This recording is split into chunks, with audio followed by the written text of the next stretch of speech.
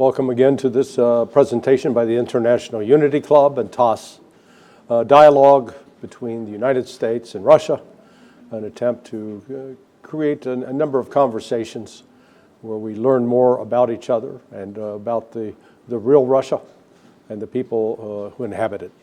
And today I'm fortunate to have Yuri Afonin, who is a communist. I thought they all disappeared. So that's one of the things we're going to find out. Thank you, Yuri. So good to have you. And you may call me Larry if that's okay.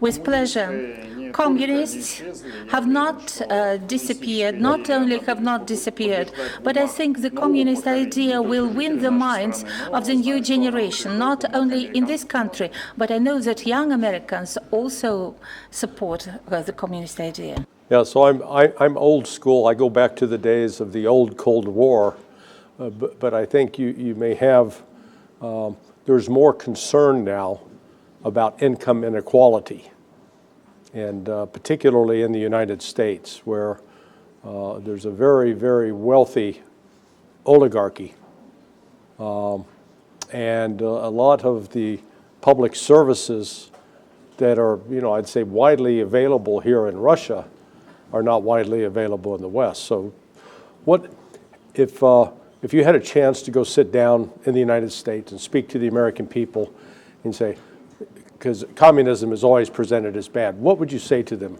What is communism?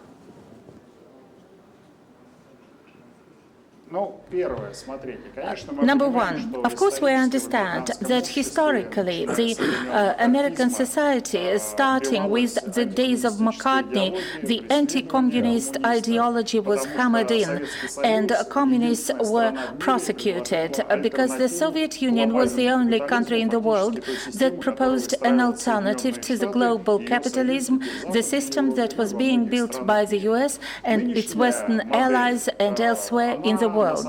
The current model, the capitalist model, is at a deadlock. And at the Valdai Forum, the president of the Russian Federation, Vladimir Putin, said that the existing capitalist model is at a deadlock. You've made the right point. Almost 800 million people on this planet are suffering from famine and are living from hand to mouth, whereas there is a colossal division between the super rich and the poor, and the Forbes list is being expanded. And if we look at the US, there is a problem with access to good quality medical care for poor people, and actually social justice is what all people have to aim at, given that currently the wealth is concentrated in very few hands to the detriment of millions of billions of people on this planet. And the representative of communist and left-wing parties are declaring that we need to aim at social justice. And the Communist Party of the Russian Federation follows suit. After the disintegration of the Soviet Union, the Russian communists united the ideas of justice and socialism with the fight for national interests of our country.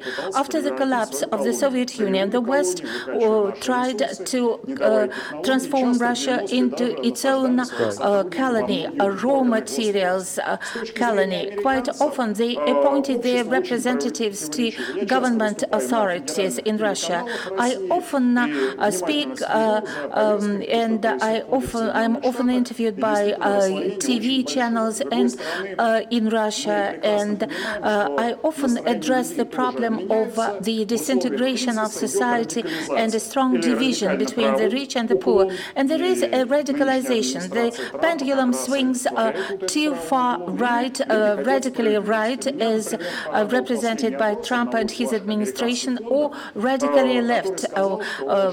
I was happy to learn that 62% of young Americans under 30 years of age have a positive view of socialism. I remember the days when the United States tried to fight socialist ideas at universities, and they declared the communist threat. But on the other hand, you often label politicians in the US. For the incumbent administration, communists are enemies, or everyone who is in the left wing.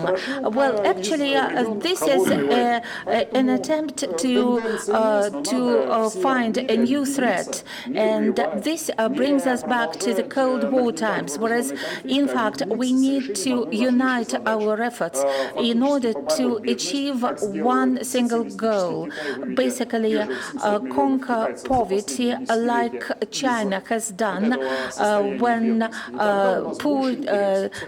there is no poverty in this country. Unfortunately, the global capital, having the military machine, is trying to nip such attempts in the bud. And we as communists are fighting for justice along with other people on this planet.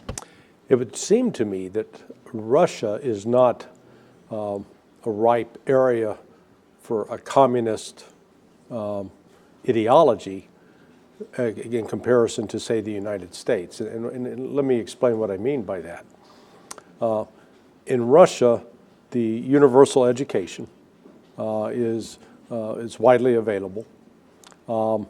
There has been a decrease in the level of the extremes in income, a concentration of wealth that occurred during the 1990s with a small number of the oligarchs, with the vast majority of the Russian people in the 1990s suffering extreme poverty. And they've been elevated now to a higher middle class. Healthcare, my understanding, is widely available. You don't have to be rich to get good health care. You have to be Russian to get good health, or if you're in Russia, you get good health care. Whereas in my own country, the gap between the very wealthy and the very poor is growing. It's not diminishing. Right now, in the high schools, the grade 12, there are, particularly in the inner cities, the major cities like New York, Philadelphia, Baltimore, as many as 80% of the students do not read at grade level, do not do math at grade level. So it's almost like a deliberate de-education, where the people aren't being educated. That's why I say I think that kind of environment is more ripe for the type of social justice you're talking about. And it may explain in part why there is, I'm not sure about these labels anymore, socialism, capitalism, because what I've seen in the United States, Social Security, that's a form of socialism. And a lot of Americans like to get their Social Security check. So I think maybe there's a need to try to come up with new terms to say, can we create a society where there are not where people are not impoverished, or just because of where they're born or who they're born to? You think that's a fair point? I fully agree with you. And to close off your first question, I've said that the task of the whole world is to unite our forces to fight poverty. And we, as Russian communists, have this task of eradicating the strong division between the rich and the poor. But you are right, we have a strong education system and a strong healthcare system. Let's be honest, after the great socialist revolution, October Revolution, there was a civil war, but there was a labor code adopted that dictated an 8-hour working day. There were also other laws adopted to grant women maternity leaves, etc. And many people in the West, having seen what Russia was proposing to its population, they began copying such social projects in the US and Europe to make sure that the working class did not embark on a revolution process. When the West saw that the alternative was destroyed, the Soviet Union was destroyed, there was a question raised: why should we raise salaries? Why should we provide benefits and high security checks to our working class? They do not have an alternative. We can maximize our profits in the interests of transnational oligarchy. Therefore, the disintegration of the Soviet Union had a major impact on our country, but it hit the Western world as well, the capitalist world, because there was no alternative, there was no example to emulate for the West. In our country, despite all the attempts during Yeltsin times and attempts to copycat the Western countries, thanks to Gennady Zyuganov's efforts, thanks to our party, we managed to preserve our social achievements. And you see, it was quite unexpected for the West. They thought, look at that, the Soviet Union has collapsed, the communism has been destroyed, but China made its breakthrough. I visit China very often, and they are copying a lot of experience gained by the Soviet Union. Therefore, we promote peace to the world, but our purpose is to build a multipolar world and make sure that our citizens have the right social environment, all infrastructure needed, etc. We're not competing against anyone. We clearly say that we can draw a line of distinction between bourgeois governments who are aggressive and the population in various countries. And people from various countries are suffering because of wars and arms race. And the Western, and if we look at the West, Western Europe is an eloquent example of requirements imposed by the United States on its junior allies in Europe. And we can see that European benefits are going down. And we have lots of acquaintances in Western Europe, and they are complaining that the life standards are being deteriorated. In our country, we promote all types of ownership. We believe that there must be a government sector and a private sector, but the workforce, workers have to get fair and reasonable salaries and wages. And you know, if we look at salaries and wages, then we can see government-owned companies which generate profit, but the profit does not end up in the pockets of company owners, but is used by the company, by the government to build schools, hospitals, and etc. Look at Western Europe, at Rheinmetall in Germany. When the special military operation was launched, its share price was increased 20 times.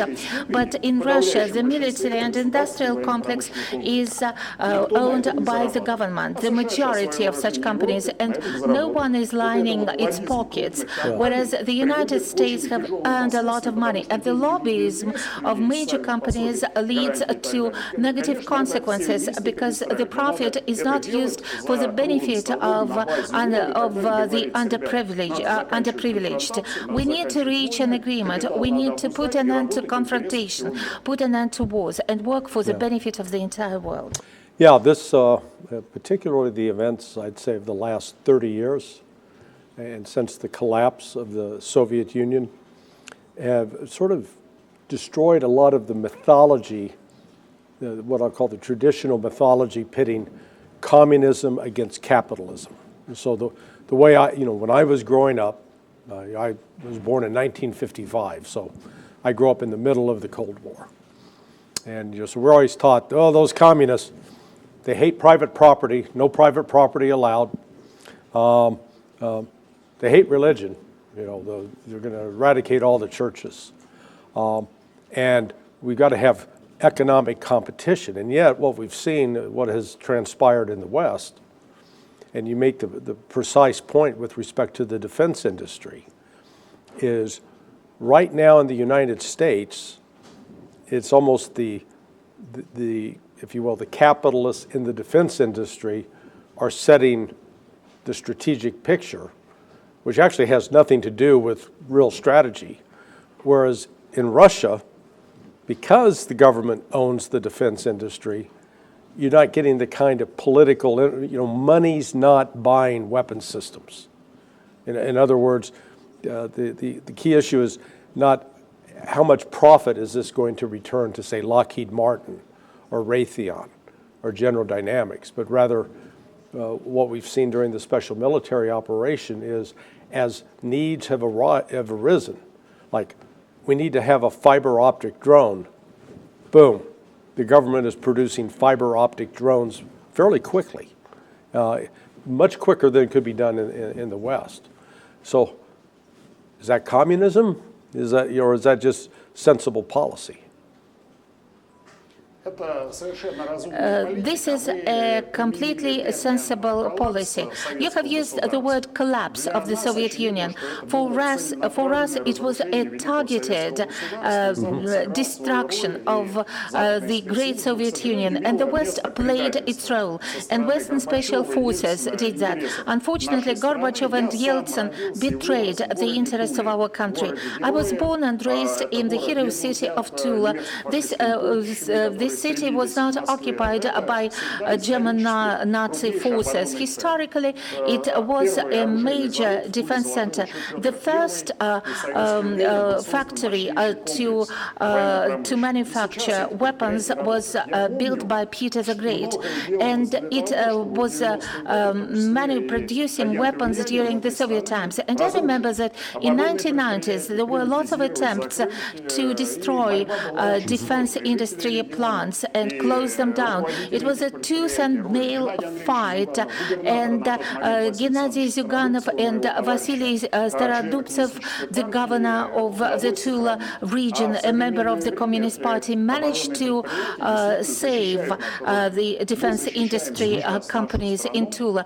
And these plants are used to protect our country and defend it against the hybrid war that is led against our country. We are not threatening anyone. We are defending our sovereignty. And the president of the Russian Federation said it on the eve of the special military operation. He spoke about security guarantees and creating a safe and just world. And Russian military and defense complex is government-owned. And my compatriots work in 3 shifts to ensure security of our country. It is not a random story that drones are targeting these plants, but in order to preserve and protect our defense industry and social infrastructure, we managed to create the right foundation. And the West should not cherish illusions. It is quite obvious that no one will be able to conquer Russia in the military sphere. And we know what was done by the Brits as thought up by Churchill when, after the Great Patriotic War, they wanted to send 50 divisions against the Soviet Union, including 12 German divisions. We are the country that ensures parity. Therefore, no one can win a victory over us. Therefore, it is in the interest of the entire world to get together and reach an agreement. And Russia has proposed a strategic weapons treaty that will be treaty number 3 and arms race leads to more poverty.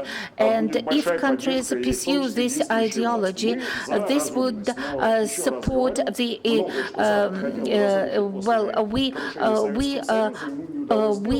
would like to say that the West wanted to destroy a lot of things that we inherited from the Soviet Union, but they failed to do so. And we're ramping up, and our capacity is growing, and we'll continue working. If somebody from the planet Mars would land in the world today, and they had to do a side-by-side comparison of the United States and Russia, well, they'd go to the United States, and as I mentioned earlier, they'd look at the kids, the children coming out of high school, and notice, boy, in the United States, there's a large number that don't know how to read and don't know how to do math. They'd come to Russia and they say, if you come out of a Russian high school, you're educated. You know how to read and you know how to do math. They'd look at the space program. They'd notice, since at least 2004, the United States needed to rely on Russia to get to the space station. We couldn't do it on our own. With respect to air defense systems, Russia's created effective air defense systems that can defeat ballistic missiles. The United States has not. Russia has developed hypersonic missiles. The United States has not. Just in the war production, Russia, with half the population of the United States, I think Russia is about 160 million people. The United States is 330 million. Yet Russia outproduces the United States, tanks, artillery shells, artillery barrels. And then in terms of a productive economy, you actually make things in Russia. In the United States, it's losing its ability to make things, to manufacture. So what is the difference between those two societies?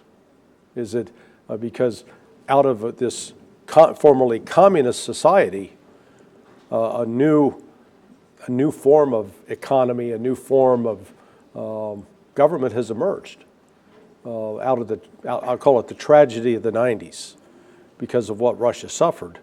And yet, is that, do you think, did the communist heritage play any role in that?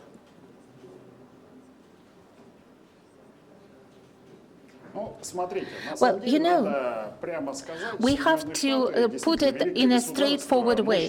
The United States can be called a great power. It has a strong, a powerful economy and a powerful defense industry. But the destruction of the Soviet Union has led to growing inequality in the world because there was no restraining example, an example that was against lining up pockets and paying minimum wages to the workforce. The Soviet Union presented an alternative. Looking at the heritage that our country has, it is the heritage of the Soviet Union. The defense industry, major companies such as Magnitogorsk steel plant and other major construction sites, the so-called Komsomol construction projects dating back to 1930s, etc. We are developing technologically. There are good companies that are quite technologically advanced. Maybe they are inferior to American or Chinese companies, but Yandex and Sberbank are pretty important structures for the Russian society. If we look at the government sector, the combination of the government sector and private sector is a good mix, and we do support this multifaceted structure of the economy. For example, there are examples of an efficient government-owned company. Quite often people claim that the government is a bad manager, but let's look at Rosatom. It is a global company that is developing peaceful nuclear energy. There are nuclear icebreakers, there are nuclear power plants. This is a peaceful nuclear energy. It is an example of a government-owned structure.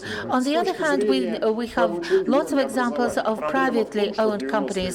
In terms of education, the problem is that in 1990s, we were using the template from the West to destroy the healthcare and the education. When we tried to teach our students having a narrow focus, so people should not read Dostoevsky or other great writers, and we put a stop on using the Bologna education system. And the Western model of a narrow discipline focus is not effective at the high school level.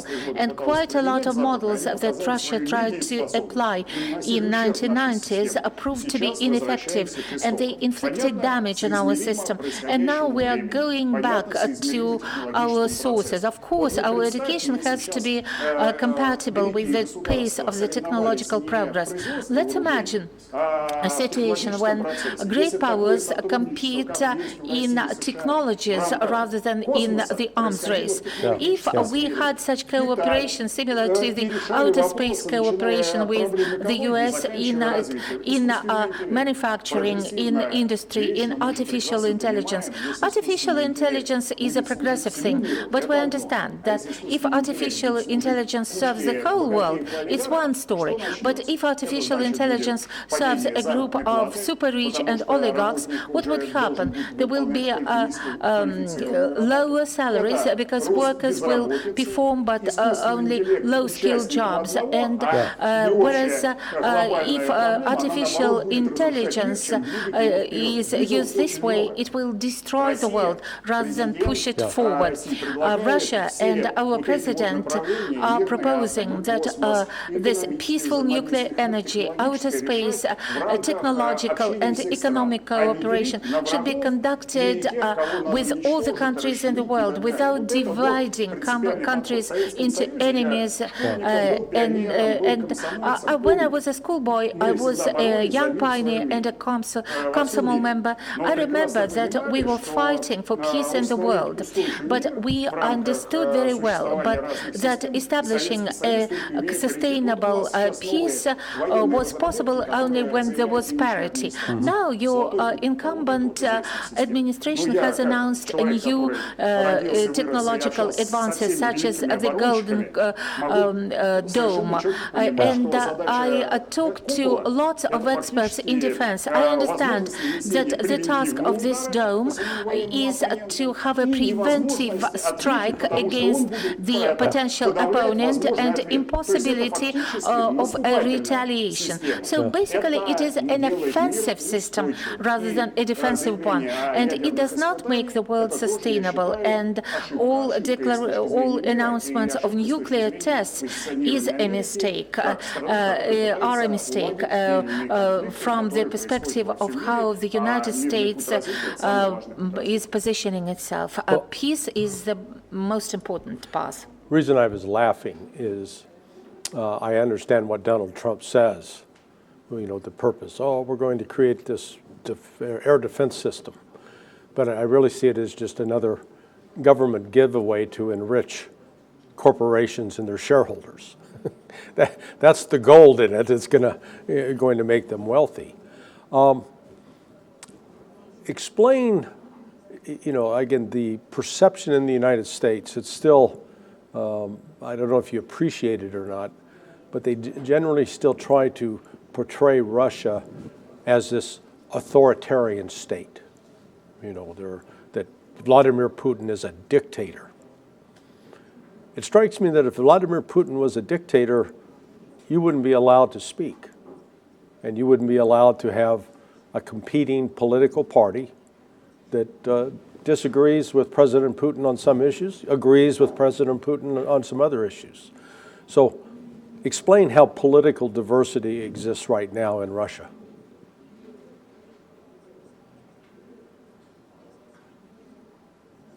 Well, in fact, when the United States or Europe try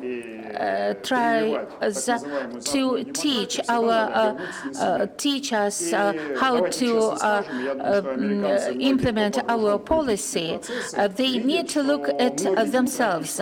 Those who are deeply immersed in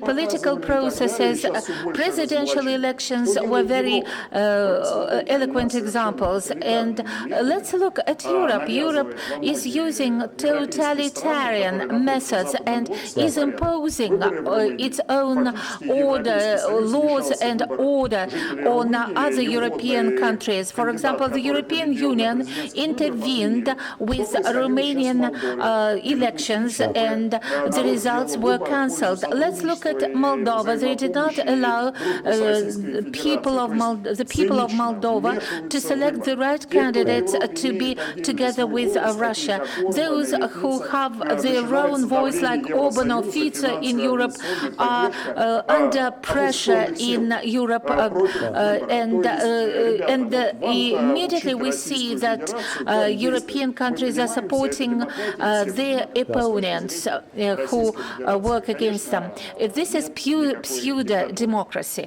As to the Russian Federation, it is not a totalitarian state. We have a strong power in this country.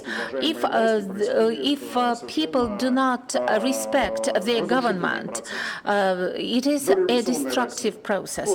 Let's look at a pre-revolutionary Russia. There was Alexander III. He was a strong and powerful Tsar.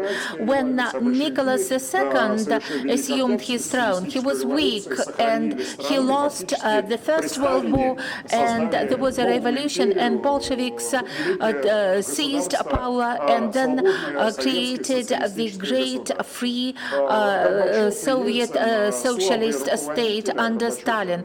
Gorbachev and Yeltsin were weak leaders. Gorbachev was a traitor, I think, and they failed to succeed. Together with the population of this country, we have a lot of support to the government on the basis of democratic processes. The Communist Party of Russia has its own ideology. We have our own program. We are promoting free elections. If the rights of journalists are violated, or if there are other violations, we immediately flag those violations and whistle blow them. And actually, I can see the Western propaganda machine that is depicting Russia as an alternative to the Western or American model. If I were in America's shoes, I would learn a lot of lessons from Russia. In particular, how the Russian society, facing a common threat, irrespective of religion, religious convictions, and other things, united.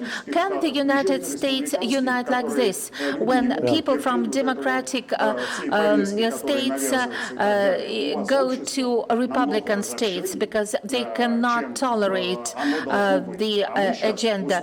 And your society is much more divided. We are united. Those who do not understand, some people have left the country, other people have changed their minds. Well, Russia is a multinational country, and Western non-government organizations are trying to sow the seeds of mistrust, and they hoped that there would be some national strife, but we consider that as opposed to the Western or American society, our society is more congealed, more unified, which is the basis of our political system. The Communist Party had 3 governors elected, and they were elected in the course of competitive elections, and they meet with the president and get his support. What kind of dictatorship are we talking about? Speaking about a political persecution, when I was leading a youth organization, I saw a lot of our pseudo-politicians who have emigrated to the West, who are actually broadcasting against our country. I do not want to name those people, but God forbid for them to take power in this country. Yeah. If they were in power, it would be a 100% dictatorship, because they are the servants of capital, transnational capital. Those who betrayed their country and left Russia have been working, I think, have been working for Western special services. I know how such agents of influence were planted. As a Duma member, I work on the Committee on Security and Anti-Corruption, and we proposed a bill on foreign agents. In 1990s, hundreds and thousands of foundations were financed by foreign countries and worked in various spheres, in education, healthcare, etc. And the task was to destroy an efficient system and emulate and copy the Western system. I've been studying this practice of foreign agents. You have a similar law, but once Russia adopted this law on foreign agents, people immediately declared that it was a violation of human rights. If you are financed from abroad, we need to know where the source of funding is. I think that it is a democratic process, and it has nothing to do with totalitarianism. It is in the interests, in the national interests of Russia. No, I fully agree. In fact, as I've said in other interviews, what the Soviet Union was, the United States is becoming. And what the United States was, Russia is becoming. And what I mean by that is when I was growing up, there was wide diversity in the media.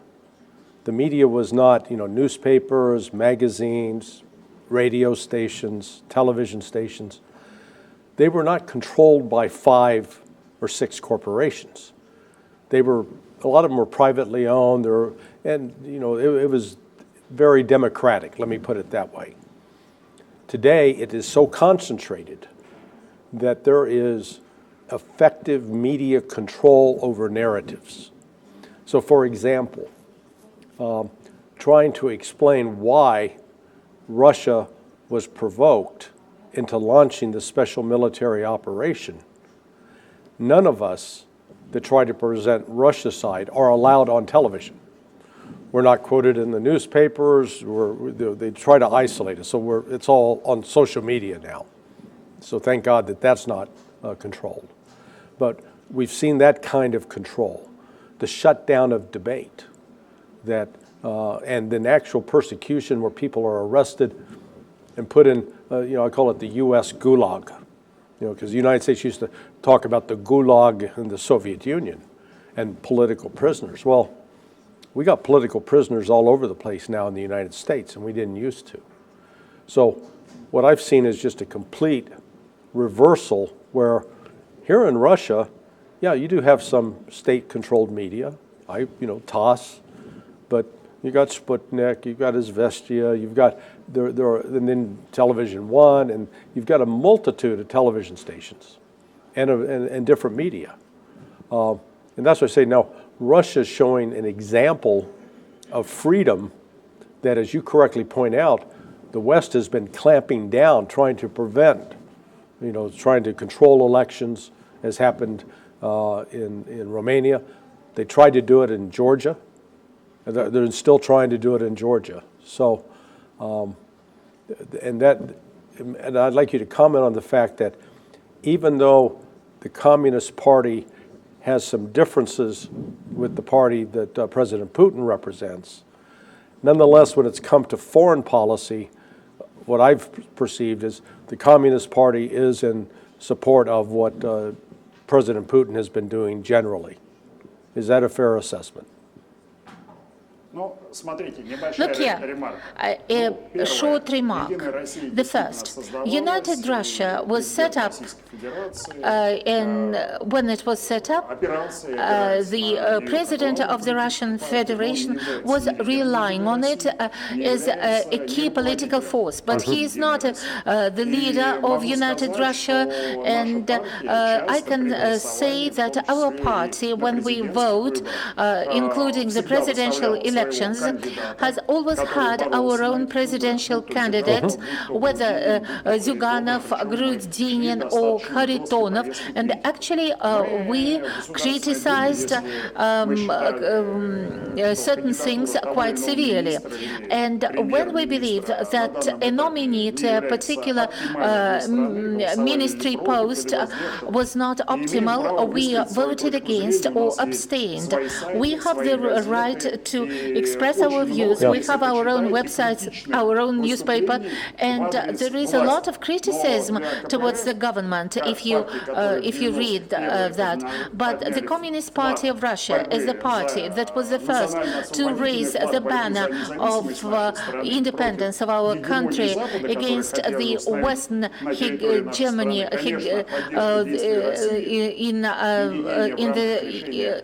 on our territory, and ensuring security of our country are the key things, and that's why the key political forces were united. But lots of program items that President Putin is supporting were taken from the program that was proposed by Zyuganov in 1990s, including the progressive taxation rate and restitution of illegally privatized government-owned companies, especially if their former owners are currently in the West and financing illegal forces in Ukraine.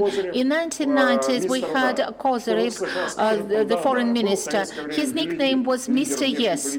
No matter what the United States said, he said yes. We used to have Mr. Gromyko as our foreign minister in the Soviet times, whose nickname was Mr. No. Though I remember him. I'm old enough to remember him.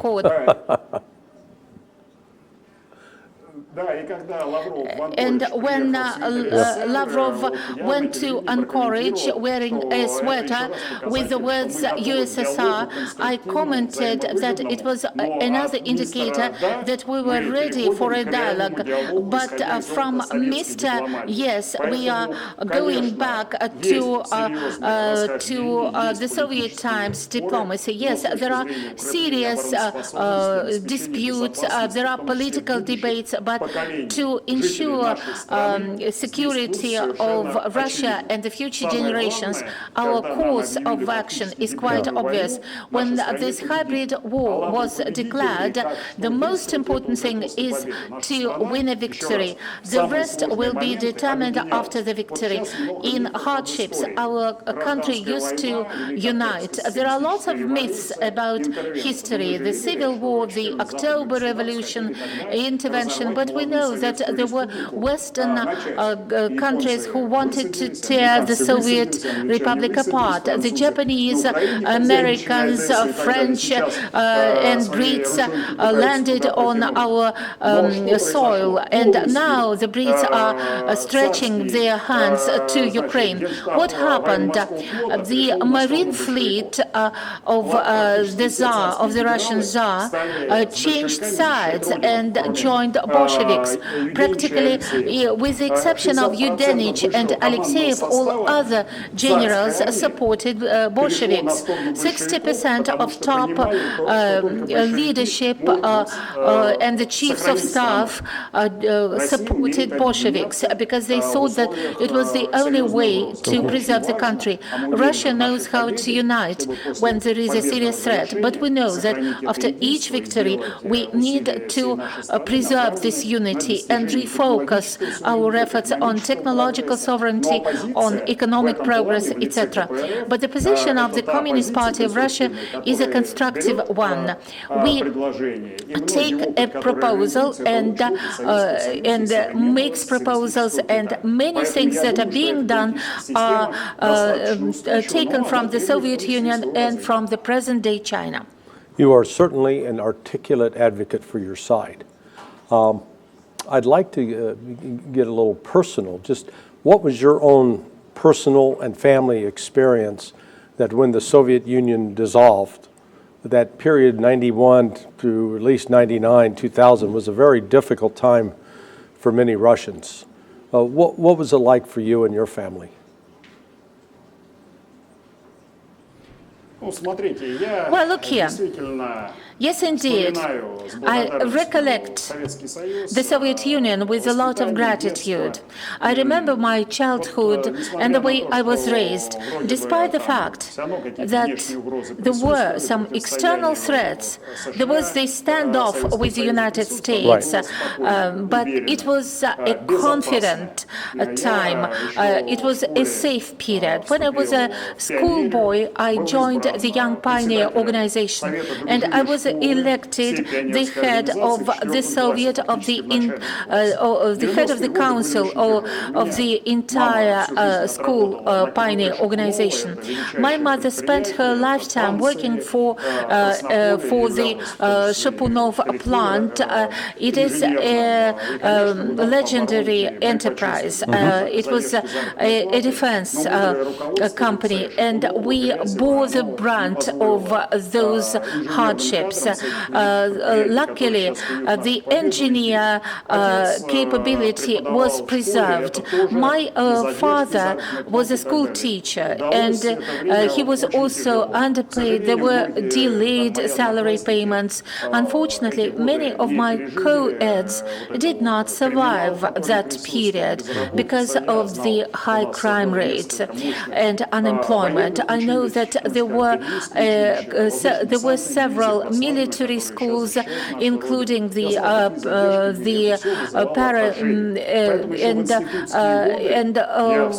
you know, when I was a student, a university student, I joined the Communist Party of Russia, and we started rebuilding Komsomol first in the Tula region. This was indeed a difficult time, and as someone who studied the works of Marx, Engels, and Lenin, I understood the ideology, and I understood that the socialist path was the most progressive path forward. But my comrades in arms who joined the Communist Party in 1990s did not have those strong ideological convictions, but they understood that the Communist Party was the only party that was against this groveling attitude to the Western lifestyle, and was the only party in favor of Russia, only party opposing turning Russia into a raw materials source for the West. And in late 1990s, the country was in a very difficult situation, and there were separatist movements that were growing. And you know, almost 50% of regions were governed by communists. Starodubtsev won the elections in my native region of Tula, and they were instrumental in stopping that destruction. We cannot even imagine unpaid salaries these days. And a communist governor addressed people, addressed workers, and said, "We'll find a way to pay your wages and salaries." And this was the path that was continued by President Putin.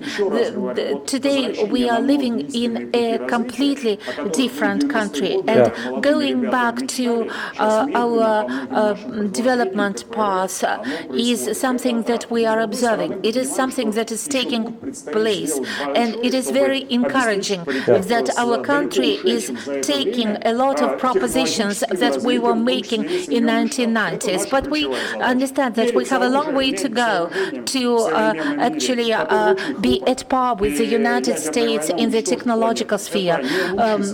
And we understand that a nuclear conflict would destroy the world. It is not the best way forward.